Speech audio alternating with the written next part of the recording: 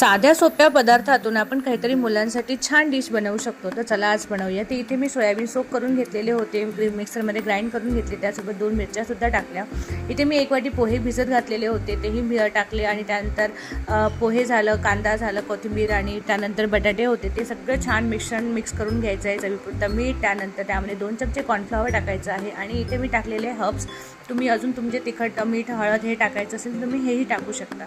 त्यानंतर इथे एका वाटीमध्ये कॉर्नफ्लॉवर घेऊन त्यामध्ये पाणी टाकून त्यामध्ये थोडंसं मीठ टाकलेलं होतं आणि त्याची एक स्लरी व्यवस्थित बनवून घेतलेली होती, पेस्ट बनवून घेतली होती.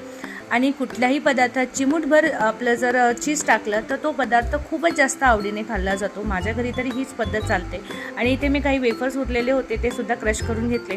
आता हे आपले चीज टाकलेले गोळे त्यामध्ये भिजवायचे कॉर्नफ्लॉवरच्या पेस्टमध्ये. त्यानंतर याच्यामध्ये वेफरमध्ये कोट करायचे आणि छान शॅलो फ्राय करून घ्यायचे. असं बघा, चीजी खूप छान वाटतं मुलांना. नक्की ट्राय करा.